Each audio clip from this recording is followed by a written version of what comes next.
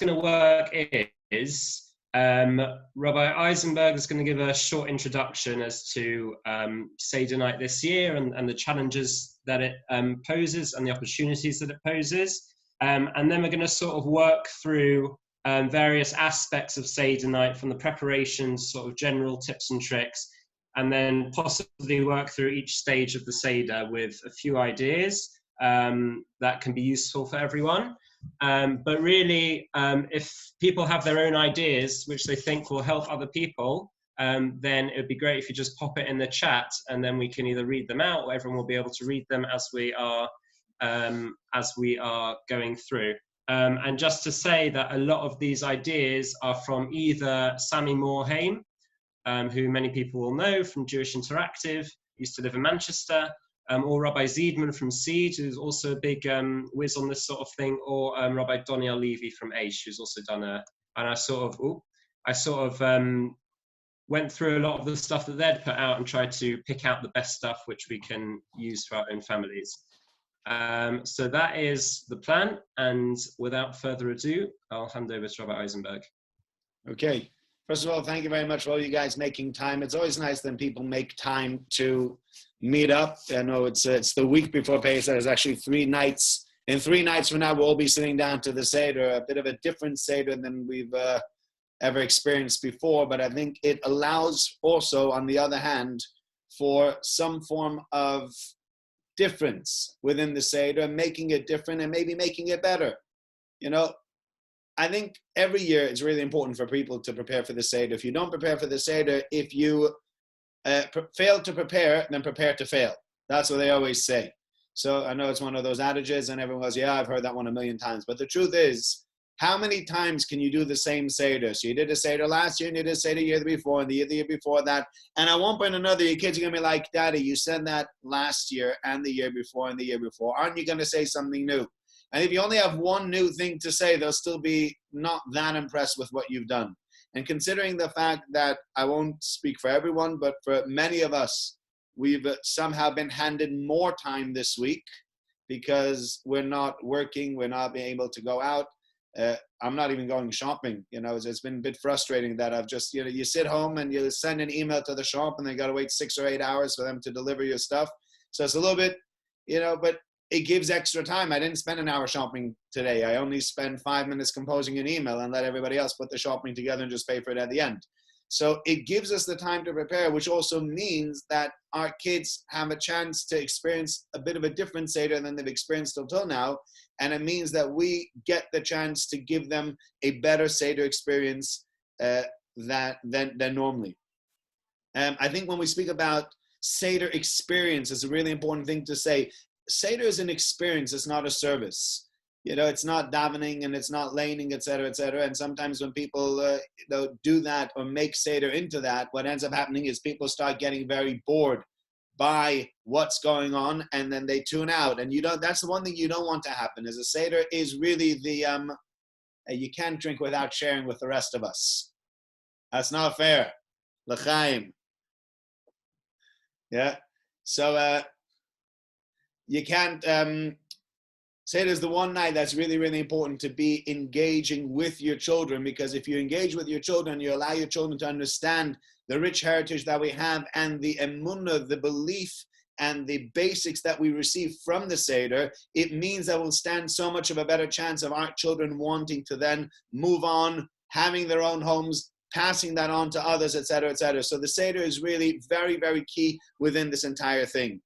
I think we were going to give a few ideas beforehand, but I think one of the things I'm going to say is that it's going to be difficult for a lot of people in that their families won't be together. And so therefore what you can do before we even start about what we should do for our own Seders, I'd like to speak about caring for the others within your family so that they don't feel left out. So whether it is creating some form of beautiful emails or some form of beautiful video that you can send to parents, grandparents, great-grandparents, siblings, etc., whom you've always been with for Seder, and this year is the first time you're not going to be able to be with them. It's very easy now, especially as the kids are home, you're home, to say, look, guys, just sit down, prepare something really nice. We'll send it off to Bubba and Zayda or to Grandma and Grandpa, whatever you call them, and they'll really enjoy it and they'll really love it. as well as before the Seder. If you want, you can have a Zoom session with them. Your children can sing the Manishtanda, so that those people that will be missing out on the actual live feeling of having their children or grandchildren with them can still have sort of a feeling. Now, I understand you're right. It's not the same as sitting together around the table for the Seder, et cetera, et cetera. And I agree with that. It's not that I'm making that, making light of that. But I think considering the situation that we're in, rather than wallowing in self-pity, making the best of it and saying, listen, we got to do what we got to do. We got to try to engage as much as we can and understand, yes, it's only second best to everything else that we could maybe potentially be doing, but still rather be doing that than just doing nothing. So that's one thing. And the other thing that we're just going to speak about is also that you have leeway in the fact that you could use English as well. It doesn't have to be in Lashon HaKodesh. It doesn't all have to be in Hebrew. If you don't understand it and the kids don't understand it, then really what it turns into is a service. When we talk about this being an experience, it's very important that your kids and that you understand what you are reading. Because if you don't understand and they don't understand and they're not with you in what you're reading, they'll be bored. And if they're bored, that's the first thing that's going to happen, is they're going to turn off. Because we all turn off when things get boring. That's what happens. That's what we do. And so therefore, we need to be careful to make sure that this year, even though it's a little bit more complicated, to try to be as engaging as possible, to try to prepare as much as possible. And this way, when we sit down and then we start our Seder, we'll be able to really give it our all and make the most of the Seder night. Okay, Mikey, we'll pass on to you for preparatory things for the Seder as well. To you and to Rivka, really. Fabulous. Thank you very much, Rabbi Eisenberg. So it's going to be a bit of a list of ideas. And obviously, every family is different, and we don't know what everyone's Seder is usually like. So forgive us if it's a bit presumptuous that this isn't something you always do. But no one's ever really seen other people's Sidorim before. So hopefully there'll be some ideas in here which are helpful.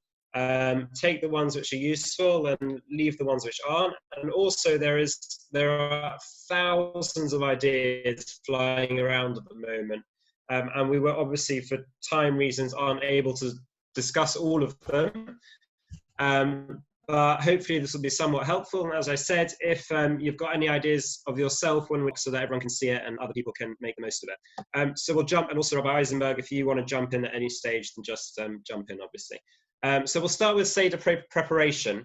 And it seems very obvious, but giving kids jobs to do. We know from our children's services, when we take all your kids, that if you give them a bit of responsibility and a little bit of an incentive, then they get so incredibly engaged and so invested in whatever's being done. It completely changes the atmosphere. So if you can get them helping with the cleaning or with the cooking, if you make a little system of vouchers, of reward vouchers, of tokens, something which they can spend for prizes or sweets on Seder night itself or something along those lines, then they suddenly become invested in the whole process leading up to it, rather than just sitting watching Netflix whilst mum or dad does the cleaning and the cooking. And it's really fun, and it can get everyone in the mood. You put on some Pesach music, and it gets everyone really involved. And also an advantage of this year, when the kids aren't at school to be preparing their crafts and their decorations, is you can get the kids to sit and to really decorate the whole dining room, wherever the Seder is going to be. And you can get them to prepare. You can get coloring in sheets, Pesach crafts online. There's hundreds and hundreds of resources you can print out. You can get them to prepare the Seder table. You can get them to make signs with a chametz-free zone, or traffic lights to check their pockets before they walk upstairs.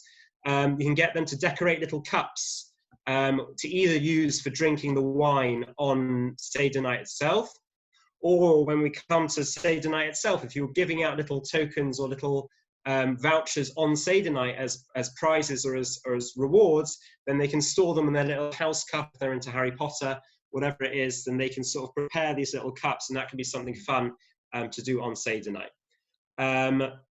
On the subject of decorating, there's some incredible photos online. I don't know if people have seen them, of people who've themed their Seder table as either the Yam Suf, the Red Sea splitting. They've got these incredible like blue cloths with Lego men walking through the middle of the table, or with pyramids on it, with camels and palm trees. And again, because the kids are home and people have slightly more time, it could be a good opportunity to really say to the kids that the Seder table is yours to decorate, to do whatever you want with it. You can Photoshop the family photos, so it looks like all the normal family photos have taken place in Egypt, the ones hanging around the dining room. You can you can put sort of red material around the door frame to represent the blood, which was painted on the door frame during the 10th plague in Egypt. You can tie a little balloon helium sheep, if you can get hold of one, on the kids' bedposts, again as a reference to the story. There's so many things that the kids can do to decorate the room to make it a slightly more immersive Seder experience for them. And again, it can be as simple as colouring in, which they can stick on the walls or on the bookshelves or whatever it is, or it can be slightly more, making their own Seder plates, making their own decorations, whatever it is. Another idea that I think I heard from Sammy Morhaime was to make everyone's name places, to make little name places, or get the kids to make little name places for the Seder table, but do them in hieroglyphics, like in ancient Egypt. And you can go online, you can go online and see these online hieroglyphic decoders. You can print out the decode thing, and that can be an amazing first experience for Seder night, is the kids have to work out where they're sitting based on their hieroglyphic names. They can decode it before they sit down, and that immediately completely changes what they're expecting of Seder night, because they've never done anything like that before. And that sort of opens them up to having a slightly different Seder night to usual. On the topic of place sittings, I don't know where everyone sits in their household usually at their table, but the daddy and the mummy don't necessarily need to sit at the top of the table. On Seder night, it might be really nice if you've got a long table for the parents or for the dad or for the mum to sit in the middle with all the kids around. Just sort of changes the dynamic slightly, and makes sure that you can see everyone and that you can be in touch with everyone. Might not be so relevant this year when, unfortunately, we're going to be without guests, so it's going to be slightly smaller tables, but still something to think about. Final couple of points for Seder preparation is to learn the tunes. If you always get stuck on a particular tune every year and you can't quite remember how it goes, learn that tune. I think Rabbi Eisenberg offered to put together a playlist on Spotify of Seder tunes. I think Seed have one, which they released years and years ago as well, which I think I can get hold of if anyone wants it. But just to make sure that everyone knows what the tunes are, get the kids singing them before Seder night, and then everyone will know what the tunes are. Finally, what Rabbi Eisenberg mentioned previously about doing something with the grandparents who can't necessarily be there, or with the other family members. I can't remember who it was, either Rabbi Zidon or Sammy Morhaime, had a lovely idea. He does it every year, whereby the grandparents write letters to the kids saying, "You are the most important person at the Seder table because," and every kid has a little envelope from the grandparents, and they open it and they realize how important they are, and how the whole point of Seder night is that the continuation of the tradition of the Jewish people, of the Masorah. And that's what he'd do every year. And he said that this year as well, he's going to do it the other way around, because the grandparents can't be at the table. So the kids will write to the grandparents saying, "You're the most important person at the Seder table because," and something to make the grandparents feel included and that they're not being left behind. Another idea that Rivka had is, do you want to describe the 12 envelope idea? No.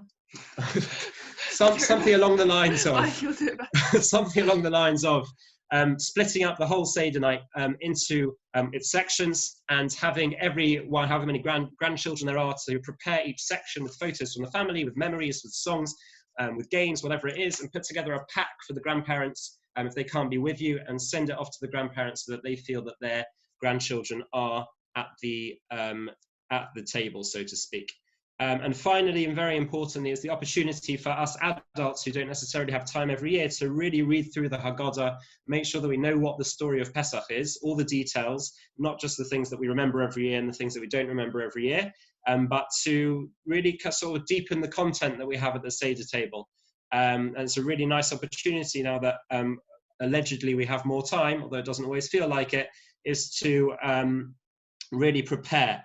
And when we come on to other ideas, when we start talking about Magid, which is traditionally the boring part of the Seder, we're going to talk about doing puppet shows, role plays, treasure hunts, skits and sketches, things like that. which either you have to prepare before Seder night, or you have to ask your kids to prepare. So you've got to sort of be ready for it 2 or 3 days before, as we are, and say to the kids, okay, I'd like you to prepare a skit or a sketch or to act out this particular part of the story. So, start preparing, start making your costumes, start making your script, and to do that 2 or 3 days before the Seder. So that's section number 1, which is Seder preparation. If anyone's got any other ideas. So Esther Spitzer said using a mirror. Yeah, so I had that idea coming up later, which I'll describe a bit more with the mirror coming up a bit later. That's a really lovely idea. Simon says blue plastic tablecloths and mashers. Would love a tune afterwards for Kila Olam Chasto. Every year we realize we have a rubbish tune. Yeah, fair enough. I don't think I can personally help on that, but maybe the rabbi's got some ideas. Any other ideas for Seder preparation? Feel free to type them in now. Rabbi, if you've got anything to add at this stage, you're on mute, I think. I think the one thing that I would also put in is I think in our house oftentimes it's the head of the household that comes down with his pillows and he's sitting comfortably on his chair on his carver and making himself very comfortable. But the truth is that really we could allow everyone to make themselves comfortable, and so that if the kids, you can tell the kids. I mean, what I've seen is people even. Where was it with the? Where did we have? Did you guys do that for the Shabbaton? The pillowcases. Was that? Yeah, we did that once the Shabbaton. Yeah. Yeah. So I mean, if you got cheap white pillowcase, you could even get the kids to decorate those pillowcases and make special pillowcases for Pesach. They can bring down the pillows. They can sit really comfortably and make themselves comfortable. And that would make part of the feeling of freedom of, it makes it different. And the point of the Seder is that it should be different, and the kids should feel that it's different and therefore be in the mood to ask questions, et cetera, because we're trying to really show them that tonight is different than all other nights. Okay, I think everything else that you mentioned we had written down over here already. Yeah. Right. So, yeah, I'll move on to general overview tips for Seder night. So the rabbis mentioned already doing it in English. As something to add to that is, I'm sure a lot of people do it already, but splitting up and getting the kids to read through the Haggadah rather than just leading from the front, or to get everyone to read it together. Or now that we've got, if you've got slightly older kids, to get them to actually prepare a section before Seder night to know what they're saying, to try and think of stories or personal reflections which can link into that particular section. Lots of prizes. So people might be a bit averse to giving out sweets on Seder night, which is fair enough, but raisins and nuts don't quite cut it anymore. So one idea that Sami Morhaim mentioned was to use chocolate chips. They're very small, they're not terribly unhealthy, and you can give, it's a very small prize, but it keeps going and keeps going and keeps going, and you can gather quite a nice number of chocolate chips, but at the end of the day, that's still only 2 cubes of normal chocolate. And it's not as sugary, it's not as unhealthy, but it's a nice incentive for asking questions, for answering questions, for getting involved, etc. The idea that Esther mentioned, which is a really lovely idea, is to have a little box or a little can or some kind of receptacle where you stick a little mirror at the bottom, and at the beginning of Seder night you pass around this receptacle and you say, everyone look into here, there's a big secret here, and the secret is that what you see in this box is the most important part of the Seder. And then very important, you have to say, you have to keep it a secret there, and you pass it around to all the kids and all the adults as well, and they look at the bottom and there's just a mirror stuck at the bottom. And it takes a second for it to dawn on them what that means, and then they go, I'm the most important part of the Seder, but they keep it as a secret. And it can be quite a cute thing to begin the Seder with, again, to start discussing the idea of passing on Jewish tradition and the chain of Jewish tradition, etc. On that sort of topic, mystery is your friend. So to have closed envelopes, closed boxes, closed containers, where you say, okay, we're going to open this at Dayenu, or a particular stage, or who can guess what's in this box, who can guess what's in this envelope, and it becomes a really enticing sort of thing where the kids have to try and guess what's in there. You can give clues as to what's in there, and it doesn't need to be anything particularly exciting. It can be something which is sort of mildly linked to whatever's going on in the Seder, or it can be some kind of prize, some kind of picture, whatever it is. But just to have that suspense building throughout the Seder of what's going to be in the next box, what's going to be in the next envelope. Seder bingo. to prepare bingo before the Seder. Whenever something happens, which is particularly Sedery, I don't know if that's a word, they put a little thing on there, cross off their thing, or put a chocolate chip on the thing, and whoever gets bingo first. And that can just be running from the beginning of the Seder right to the end of the Seder. Whenever they spot something or hear a particular word, they can fill in their bingo sheet. And it takes about 5 minutes to make bingo sheets online, onlinebingomaker.com. We've done it many, many times for shrubs, and it really is very, very easy. I think we also have one we can send out as well. Oh, we might even have one which we can send out if anyone wants.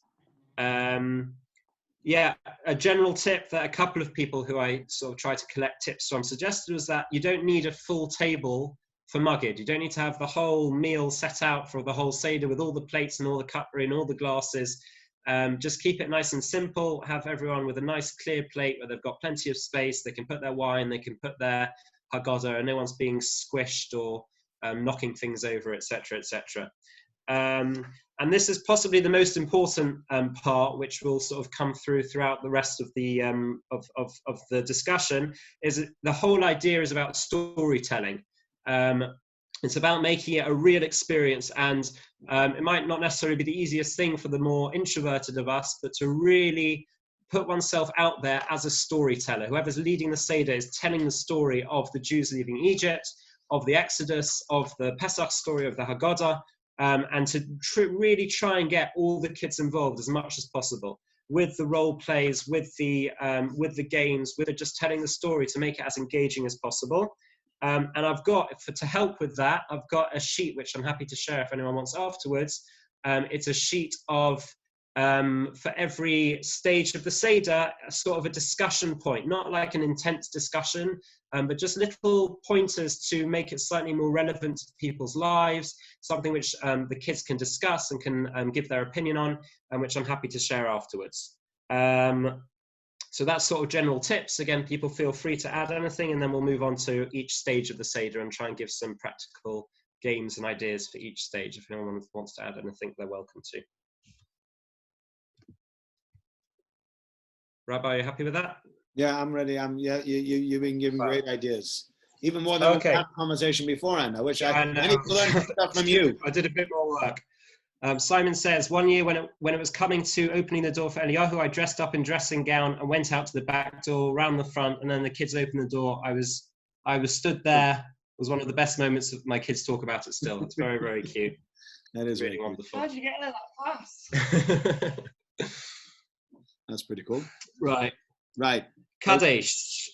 So I think with Kadesh, it's important to realize that one of the mitzvahs, first of all, one of the things that makes things very, very complicated or difficult for all of us, although it'll be quicker this year, is that Kadesh needs to start at nightfall. So there'll be a time on the shrubs announcements, on the shrubberies times, you'll find it that we put a time in when you should start making Kiddush. You really should not make Kiddush before then.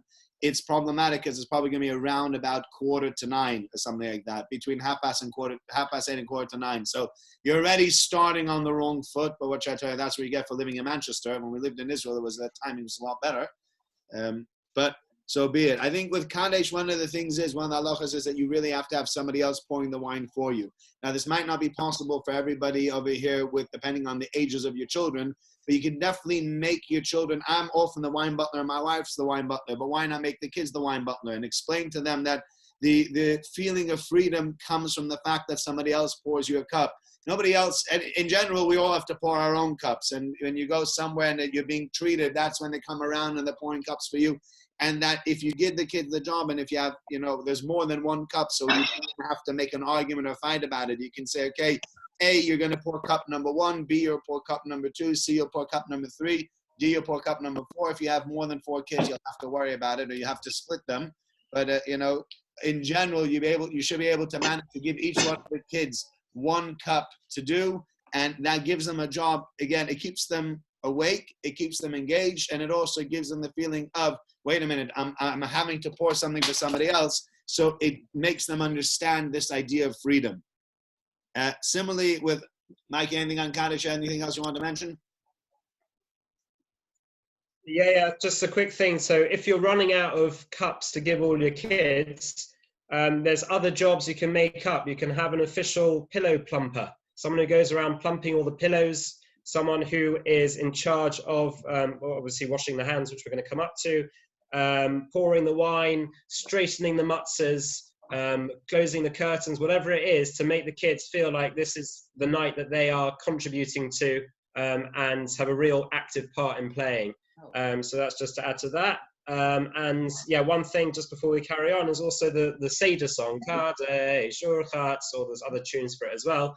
But Rabbi Ziedman suggested a nice idea is at each stage you'll start singing it from the beginning. So you say, and you make a big drama out of it. So you say Kadesh, stop, we're up to Kadesh. So when you go Kadesh, Urchatz, stop, we're up to Urchatz. And then you keep going when you get to Magid. It's Kadesh, Urchatz, Magid, stop. And it, first of all, it's something a bit different. The kids are sort of understanding the flow of the Seder, and it also makes them realize that they're actually moving forward in the Seder and it's not taking forever, and that there is some progress being made. So it's just a nice idea to sort of keep getting back to that structure of the Seder. That's what we've got on Kaddish. Any other ideas? Anybody wants to put it on the bottom over there? Anything interesting that we've done for Kaddish? And the other thing is that we always did is that Kaddish really, and this is the one time that everybody makes Kiddush together, so maybe even practice the Kiddush with the kids before Yom Tov so that they know how to say the Kiddush and that you can sing it together with them, and that, you know, everybody stands up and everybody says the Kiddush together. It's also important to lean, at least for the men. The women are off the hook for leaning, and that means that they won't get their Shabbos or Yom Tov clothing dirty, so don't feel bad about that one. If you want to lean, you're very welcome to, but I must tell you, trying to drink while leaning sideways is not exactly an easy feat. So I would recommend for most women to take that kula and you know, smile and say, ha ha. You guys, all right, Esti, I see it, I get it, you know, but right, but if you want to, look, if you want to, there's nowhere that it says you cannot lean, but you have a dispensation that you don't need to lean. So if you don't want to lean, you don't have to lean. If you don't want to get yourself dirty, please, you know, be my guest and don't. But you know, can get the kids to lean also, and then this again will give them a feeling of freedom and that something different is going on over here. Okay. Moving on to Orchatz. Orchatz is the point, depends how you do things at your Seder. In general, by us, it's only the head of the household that washes his hands. But if there are other people that be washing their hands around the table also, again, you can give out that job of bringing in the water, giving out, drying the hands.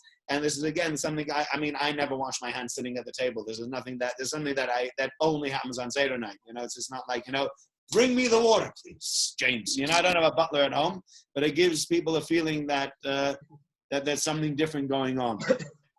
Okay, we move on to karpas. So karpas, I would say also have a choice of veg with karpas. I find oftentimes we have a minute, different people have different customs about what they have for karpas. In our family, it's always been radishes, but there inevitably will always be one kid that doesn't like the radishes, like, this is not good. You know, and if all they remember from the first thing that you have at the Seder is, ew, it's disgusting, I have to stick this red thing that I don't like in salt water and we all have to eat it. So if you know that your kids don't like radishes, you can always try and be a little bit more creative. It has to be a vegetable. I mean, there's plenty of vegetables out there. So you can choose one that your kids like, you know, whether it's potatoes or whether it's carrots or whether it's celery. I mean, I can't imagine any kids really enjoying celery. But, you know, if your kids happen to like celery, you go for it. But whatever it is, you know, make it different, make it interesting. I think you can use strawberries or pineapple. You can make it very. Yeah, so I suggested it's a nice opportunity to dip banana in salt water, which is very rarely done. So you can use banana. Someone suggested oven chips as well. So if you want to do oven chips for karpas, right. I don't know if that halakhically, Rabbi, what do you reckon? Yeah, it doesn't say that it can be cooked. The maror can be cooked. It doesn't say that karpas can be cooked. So I think we could go with that as well. Yeah, there you go. All right. And radish is disgusting, for the record. For most people, right? Okay. Now, yachatz, what we often do by yachatz. Oh, sorry, one more thing. Sorry, Rabbi.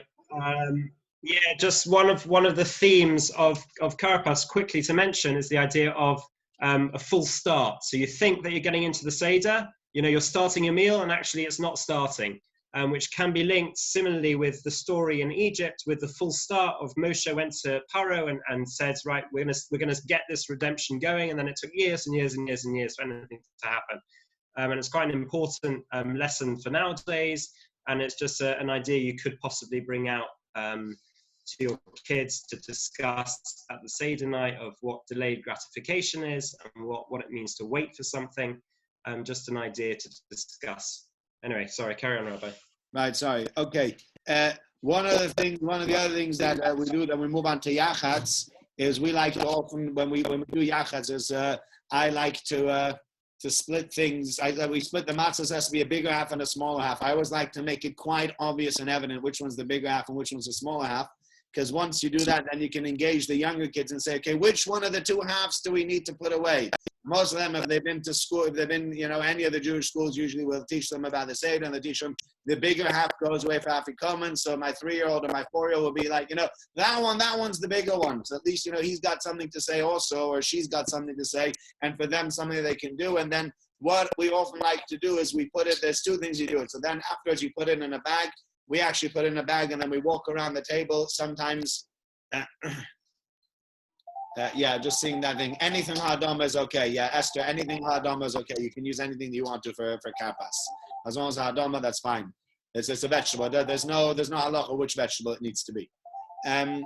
Right, so what we like to do, one of the things that we always did, my father did, and then, is that you take and you walk around you show them, you take the bag with the matzah and you walk around the table and says, this is how the Jews left Egypt with the matzah on the bag, as it says in the verse. But also the other thing that I like to do is to build some form of suspense by saying, especially to the younger ones, this is the Afikomen. It's been stolen in the past, but this year I'm going to be on top of this thing, and nobody is going to be able to steal my Afikomen. And every year when I say it, the kids give me this grin because they know, like, all right, we're going to get the better of you. And, one way or another, they will get the better of you. Sometimes you'll have to let them get the better of you, and sometimes they just get the better of you because they're cleverer than you are anyway. So, but in building that suspense, it allows the kids to feel that, look, there's something going on over here that's exciting, and that they want to sort of, that builds up that feeling of, yes, we want to steal the Afikomen, and yes, we want to get ready, we want to get going with this whole Seder. Okay, Magid, you want to give some ideas for Magid, and I'll also give some ideas for Magid. Yeah, sorry, just to add something to the Yachats, and then I'll jump straight into Magid.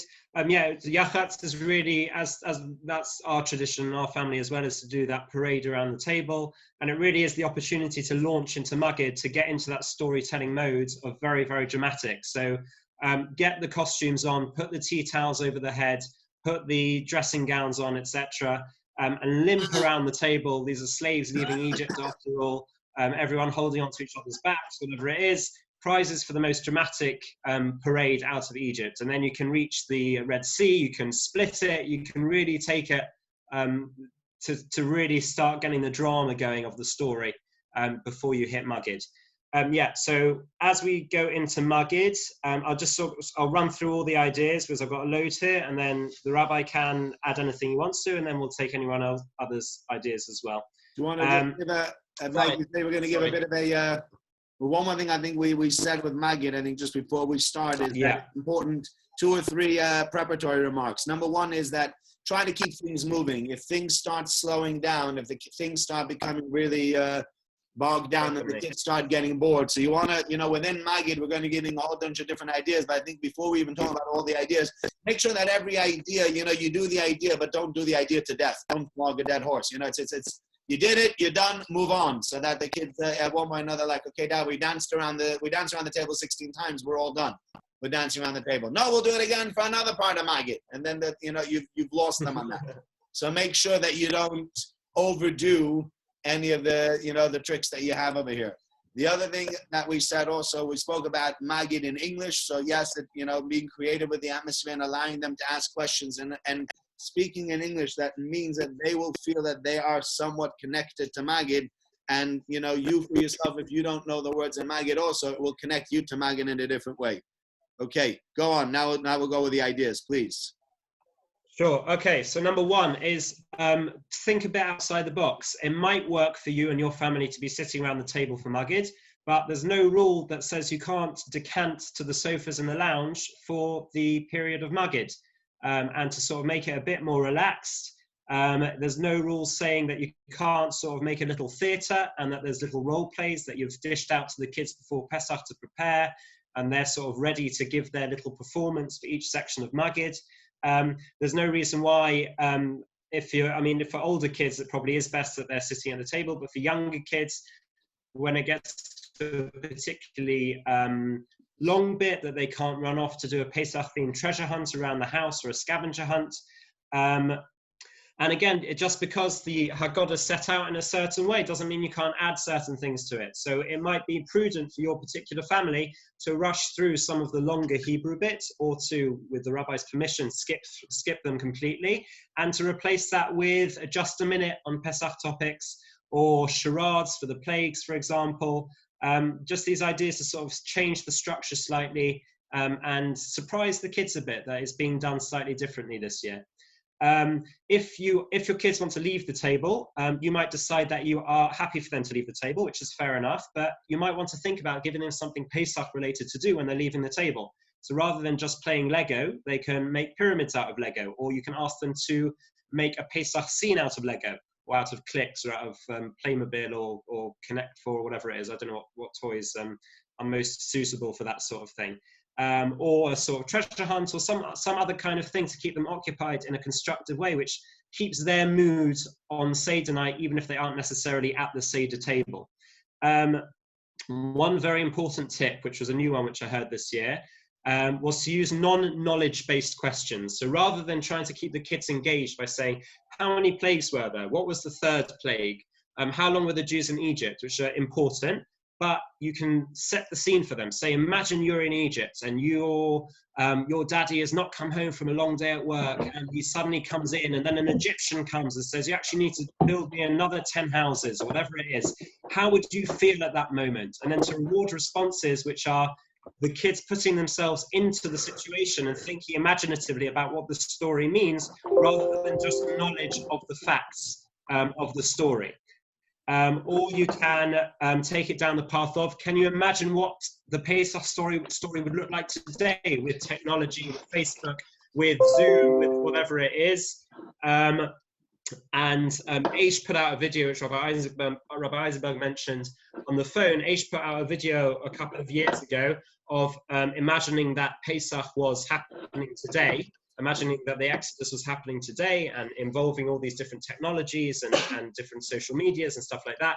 And you can, before Pesach, print screen or take screenshots of that video, print them out, and sort of give them out as food for thought, as discussion points for the kids or for the adults.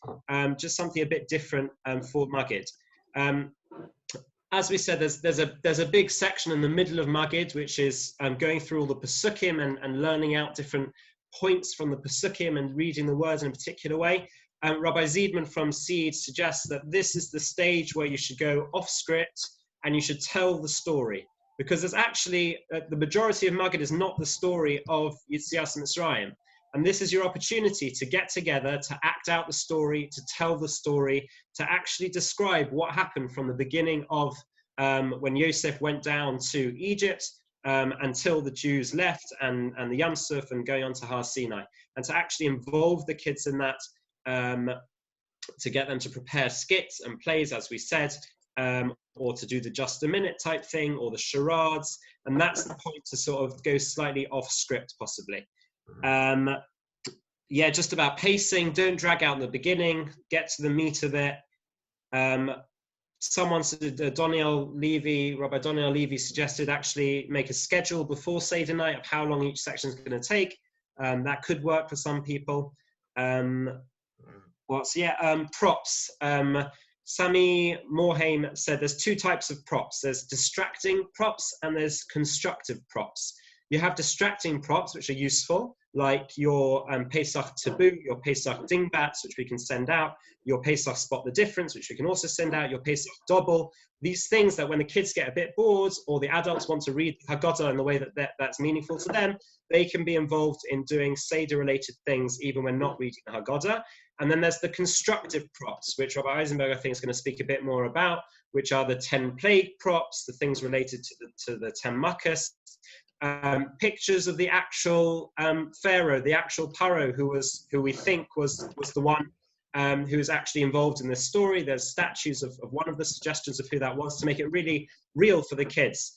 Another thing that Morhaim suggested is there's a picture of a one of these big Egyptian statues, which is a pharaoh sort of sitting very regally with a big sheep over him.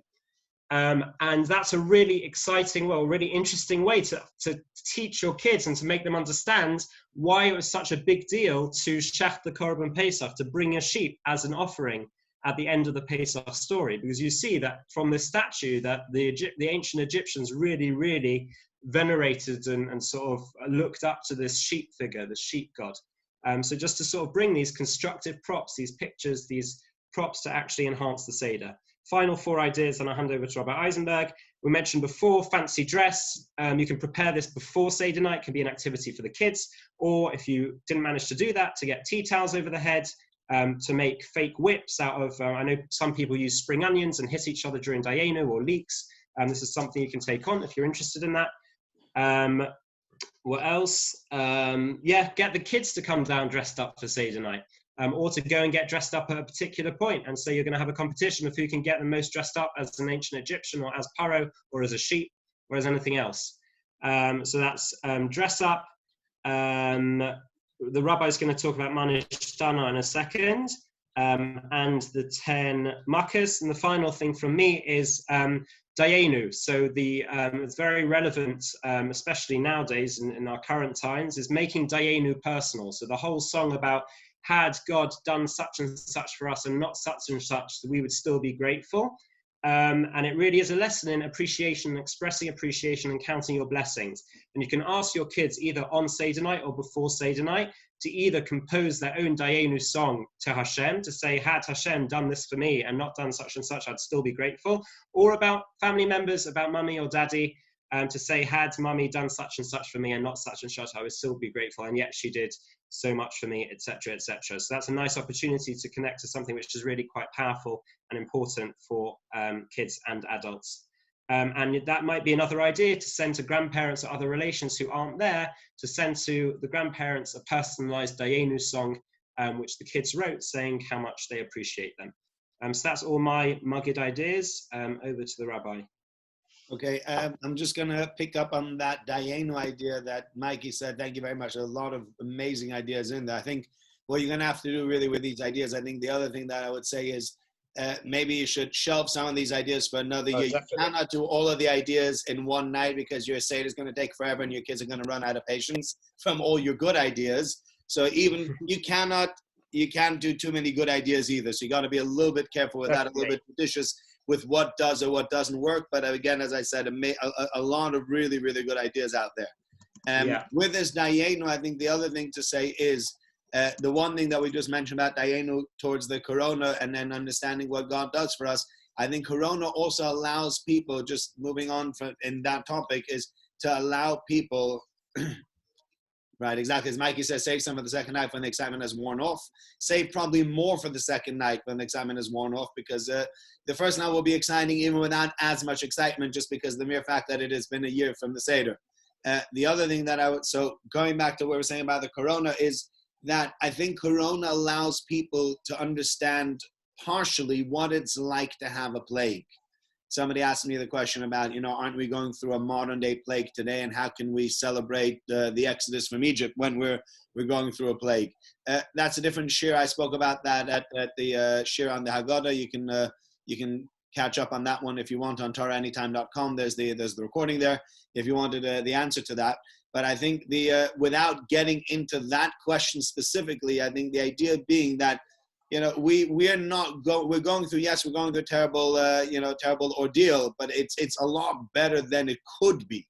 It is, we have learned some lessons, and even though it's annoying to be stuck in and to be quarantined, it's better than everybody getting sick and the NHS being overstretched and people dying left, right, and center. So whilst we're going through a difficult time, God forbid it could be a million times worse, and thank God it's not the way it is. So therefore, we need to be careful that, we can try to ask our children now, if when you start trying to speak to them about plagues, or trying to understand or to maybe feel what it was and the miracles that God did for us during the plague, you can say, what have you learned from Corona that will allow you then to understand what a plague is really like, being stuck at home, when the hailstones are going on outside and you can't go out because if you go out, it's dangerous. You could get hit by a hailstone and everybody had to stay home with all the kids and there couldn't be any schools, et cetera, et cetera. That could be comparative to being home in isolation now. You could come up with all sorts of things. But coming back now, maybe a bit to the beginning, sort of going through some of the ideas that we had and some of the ideas we've done. Manishtana is a favorite one, and I think a lot of families get stuck sometimes on Manishtana, but you can make Manishtana a lot more fun by allowing kids, maybe ask the kids before Yom Tov to go online and to find Manishtana in another language. So if you want to say Manishtana in French or in Spanish or in Portuguese or whatever other language it is, just to make it a little bit more interesting for the kids to ask the questions. For the other kids like, huh? What's he saying? Right, okay, so that's what we're doing. You're piquing their interest because now somebody's gotten up and said Manishtana in a language that nobody's ever heard. The other thing that I would say is, I think every child that wants to say Manishtana, I think you should say you can say the Manishtana and you will get whatever treat you get for saying the Manishtana. But I would like you, beyond the Manishtana, I'd like you to say the 4 questions of the Manishtana, but also to ask one question of your own. And I think there's enough in there, in the Seder, and enough other things that you could be doing that will get the kids interested to try to start asking questions and to try to feel like they want to add their own questions. And when the kids start asking their own questions, that's really what the Manishtana is all about. Because it's the same 4 questions every single year. I'm sure your kids have heard, a lot of your older kids have heard these questions not once and not twice. And they know the questions and they know part of the answer already also, which we're going to get to soon. So therefore, try to spice it up a little bit by changing around the Manishtana as you're going to do it. One of the things that I will say, this is just a general point of housekeeping, as I would say, is that kids often ask Manishtana, and I remember in many households that I've seen that after Manishtana, the kids get dismissed. Don't dismiss the kids until after Avana Mayinu, because the kids have asked the question, they need to be given the answer. In as far as your obligation as the leader of the Seder, whoever it is, goes, you have to give the children that partial answer, and the answer is Avana Mitzrayim. Why is it different? We were slaves in Egypt, and God took us out. Now you can go if you want to go play, and again with which we said with the constructive or the distracting toys, whatever you want to use, but at least you need to make sure that you gave them that answer. Again, as we said, giving something constructive to do while they're off. And non-knowledge questions, we spoke already, all that. We come to the 10 makkos. I think with the 10 makkos, there's a lot of things that you can do that will allow people to realize and to understand what, how terrible the 10 makkos are. So when we speak about Corona and people have had issues finding certain things, whether, it's hand sanitizer and hand gel or hand wash and toilet paper and pasta, whatever it is, at the end of the day, thank God we had enough things, and slowly but surely you start seeing them in the supermarkets as well. But for a while, people were afraid that stuff was going to run out. So if you say to kids, well, imagine if tomorrow water ran out. Just give them that as an example, because however bad it is for toilet paper to run out, it's even worse if water runs out. Because if you have no water, then, what are we going to do? Everyone's just going to die from the fact that there's no water. And to understand the severity of a plague where there is no water to be had. Frogs and lice are, they're great. The problem is they're problematic. Some people have brought in frogs and lice. They are muktzah on Yom Tov, so they are a little bit problematic to use real live props. One of the things that I would say is, I think people also don't realize, we've had lice, and anybody who has girls with thick hair knows what a pain it is for them to have lice and how they get it, and they get it, and they get it, and you keep on having to... Simon, I see you with a thumbs up, yeah? It's like, I think we were keeping the chemist going with this Hedrin. We must have bought like 10 Hedrins every single week. And you're just combing and combing and combing. And no matter how much you comb, it never, ever comes out of the hair. But they're not as itchy or distracting as people make them out to be. But if you said to people around the Seder table, try, unless you have eczema, don't do this, but try itching yourself for 1 minute straight. Just try seeing if you can scratch your arm for an entire minute. 60 seconds is a very, very long time. And if kids go after 60 seconds, they're like, this is really starting to get to me. So, well, imagine a whole week of this. A whole week of this is probably a lot worse. And again, it gives people the feeling that you've experiencing the fright of what it is to just be stuck in this. One of the things that we have done, I don't know if you want to do this or you don't want to do this, we've done this, and it's always been a great highlight in our house, is you take a sandwich bag and you fill it with water, and a Ziploc bag, you close it and you stick it in the freezer. You need to stick it in the freezer early enough. Stick it in the freezer sort of like Tuesday night. So 2 nights from now, fill out that and put it in the freezer. And then come Barad, we always take it out and we go to the top floor and we throw it down out the window into our front garden. We don't throw it beyond our front garden. But it gives you an idea. If you show the kids how hard this thing is and you throw it down and it smashes and there's still half this ice thing left, imagine getting hit with that on the head, and not only from the first floor, but getting hit with that from the ceiling, from the sky. That gives us, it's a great thing for us. It's always been one of our favorite moments. We've even, given, okay, that's what we've done last year. This year we can't do it, but we've always given leftover borrow to our next door neighbors for them to chuck it out the window also. This year, please use social isolation rules. Do not pass your borrowed on to other people. It's dangerous, for more than one reason, okay? Again, we saw Machas Bechor is again coming back to Corona and bringing it all together and the idea of Corona. I think that's more or less what it is. I think the other thing that's really important to mention is that there's a very important section towards the end of Magid, which is the section of Rabbi Gamliel. Make sure you call your children back for that, because these are the 3 important things that need to be mentioned at the Seder, which are Pesach, Matzah, and Maror, what they mean and what the value behind them is and why we do them. So you bring them all back, and that would really, that helps them, again, to... even if they've been away in the middle, helps them bring them back on track. So before you do the pits of Hallel and have, pardon me, the second cup of wine. Huh? No, it's not for me. Okay, right. That's it as far as that goes. Then, Mikey, I think we didn't have very much on. We don't have much on the rest until the meal, Shulchan Aruch. So just a couple of things. It can get that can be the stage sometimes where the whole Seder sort of falls a bit flat. People get very tired. It takes a bit too long, and you sort of lose the flow of the Seder. So one thing that a number of people suggested was to keep it moving. It doesn't need to be a very long, drawn-out meal. I'm sure it's not for most people anyway.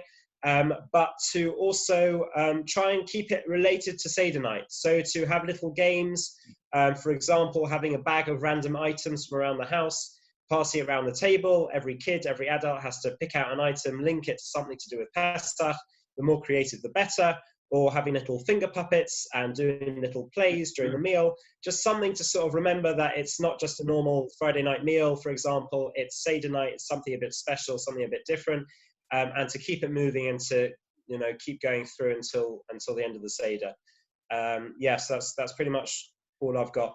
I would make one other point, and that's to me a very important point. I don't know how it works for others, but by the time you get to cup 3 or cup 4, and I don't know what your tolerance level is of drinking wine and how much you've had to eat before the Seder, et cetera, but oftentimes I've seen people by the time they reach cup 3 or cup 4 that they're already starting to get slightly tipsy. Whilst there is a mitzvah to drink wine, there's no mitzvah to get drunk. And and if you're going to get drunk, and there have been years where after benching and after cup number 3, I've almost slept through the entire Hallel. You're like, you can't, if that's what's happening to you, maybe mix your wine with grape juice, or maybe have grape juice only, or drink what they have out there, which is very good also. It's called Yayin Kal. Light wine. They have 3% wine, or you can drink Moscato, which is 5%. Any of those wines, they're still considered wine. You can still make Bar Pri Hagafen on them, but it will mean that you won't get entirely inebriated by this whole thing. The problem is that you've had very little to eat. It's been a stressful day the day before Pesach. You've not had much to eat. You start with 1 cup of wine, then another cup of wine, mainly on an empty stomach. The only thing that you've had beyond that has just been that radish and salt water or potato, whatever else it is. So that starts going to your head as well. What I would add to that is I just, for those people that like to drink wine during their meal, that's a great thing, and you can enjoy the wine during your meal. However, I would say, again, keep in mind that you still have another 2 cups of wine to go after the meal. So if you're going to have 2 cups of wine before the meal, 2 cups of wine during the meal, and 2 cups of wine after the meal, you might not be, your Chad Gadya will be a little bit more interesting this year. So then we move on to benching. I think you should sing the benching out loud because it gives a certain feeling. And then we move on to Hallel. Okay. For Hallel, I would say that use tunes that your family know. I'm going to try and put together a playlist on Spotify. I didn't manage to do it today, but I will do it later. I'll try to put it out, and I'll send it to Mikey. He'll send it out on the events group for everybody. I hope you can, anybody who's got 1 second. Okay, we'll get to that question in a minute. So I'll try to put out this playlist on Spotify, and that's that will have all sorts of Pesach tunes on it, and you can choose the ones that you like. It might not be that you like certain tunes, and that's fine, but choose the ones that you like and the ones that your kids like, and make it enjoyable for them. So if you have a tune and everybody hates that tune, don't sing it because it just annoys everybody. There's a question that came in exactly clarifying the mitzvahs that have to be fulfilled and stress these things to the kids. Okay, so on the night of Seder, let's just go through the mitzvahs that have to be fulfilled.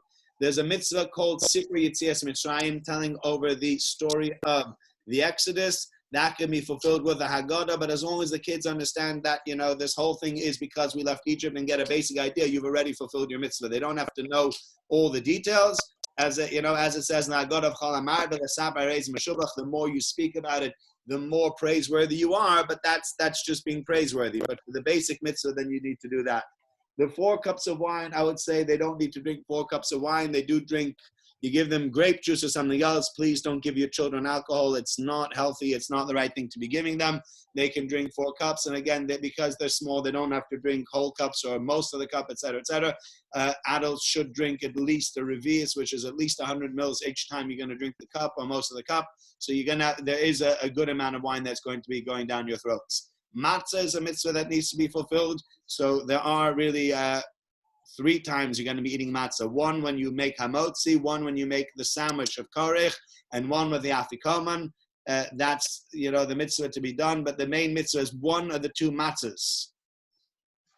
No, adults can drink grape juice. Okay, there's a question of it. You can drink grape juice if you want to as well. The mitzvah is better. If you can drink wine, it's better. But if you drink grape juice, you fulfilled your mitzvah just as much. So you can drink grape juice, there's no issue. Then you have to have matzah. You have to have matzah at least once. Sometimes they'll have matzah twice, whatever. But but in general, if you have matzah once, you fulfilled your mitzvah. You should have matzah at least that much, and you have to have maror also. Korech is an extra, so that I think for the kids, for us as adults, you should do the whole seder. But as kids, you should try to get them to drink some of the cups of wine, telling them over the story of Yetzias Mitzrayim, and then together with matzah and maror, you've done all the mitzvahs that you have to do. That's just to answer that question. Mikey, anything extra you wanted to add to Hallel? No. Right, okay. And then the things that we do still for the end of the Seder, which is also quite fun, is, who was it? Simon mentioned before about Shvach HaMascha, which is always interesting when you open up the door, and might end up seeing all sorts of interesting people scaring them coming around from the other side. But echad, we do, when we come to echad miyodeh, you do hand motions, echad miyodeh, echad, shnayi miyodeh. The favorite one always becomes shmoni yemei mila. For some reason, that becomes the favorite one in our household. But so be it. However you want to show it, Mikey. Everybody's got their way up. No, not that way. We don't use a scissor. Yeah, it is a knife, right? But that's you go through it. And the other thing is that there's often sort of like a race going backwards. Starting backwards from 10 to 9 to 8 to 7 to 6. They're hard words, and they're hard to get them out. And especially after 4 cups of wine, they're really hard to get out. So if you're going to try to race backwards to try to get all the words and to see who can get them all in quickly or the quickest, that's always gives a real last boost. And the final thing is at Chad Gadya, we started doing animal noises a few years ago. It really, again, the kids love the animal noise thing that they get to make. Chad Gadya, meh. And you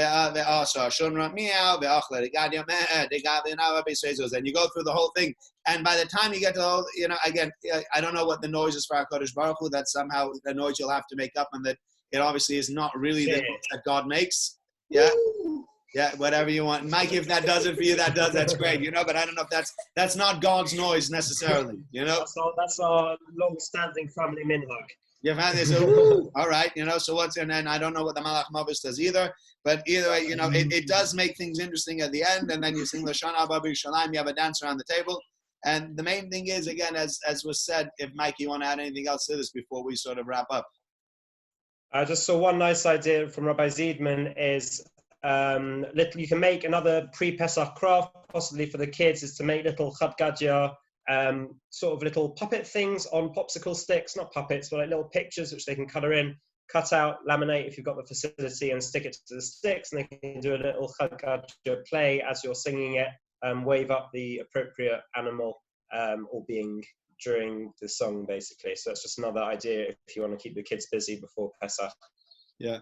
So, I mean, these are the ideas. Mikey put in a tremendous amount of work. Thank you, Mikey, for all those great ideas. And thank you all you guys for joining us for this great session. Again, remember, Pesach, as we said, it's all about experience. It's not, most people change and most things happen by experience, not by intellect. And so experience is really, really important. And if you give your kids that experience that they're able to walk away from and say, wow, this year Seder was special, and this year I learned something new at the Seder, and this year I felt really involved, and I felt a little bit more, because that's really the mitzvah. Chayav adam liras es atzma kilu yatz mitzrayim. A person has to see themselves or feel themselves as if they had left Egypt. And the only way to really be able to do that is to experience that. And we have the ability to create that experience for our children. And so let's create that experience. Let's make it special for them. And if we create the experience and really make it special for them, hopefully we'll enjoy the Seder this year. Next year, please God, we'll be together again with all our families, and we won't be in isolation. But even this year in isolation, it can be a Seder to be remembered for the parents, for the children, for the grandparents. And all it takes, again, as we said, is a bit of planning. You take some of these ideas, 2 ideas for every night. It doesn't have to be more than that. And you put them into practice, and it will change your Seder, it will change the dynamics of your Seder, make you feel a lot more involved and a lot more special this year at the Seder. So I'd like to thank all of you for joining us again, and thank Mikey and Rivka for all their input. And we wish you all a Chag Kosher Sameach, a very happy Pesach. Hopefully, if this worked, the recording, I'm going to try to upload this also to YouTube so that we can pass it on to others if they want to watch it. And I look forward to seeing you in Mitzvah Hashem soon. Thank you very much, everyone. Thank you. Take care. Good night. See you. Bye-bye. Thanks so much. Bye. Thank you. Bye. Good job. Yom Tov. Yom Tov.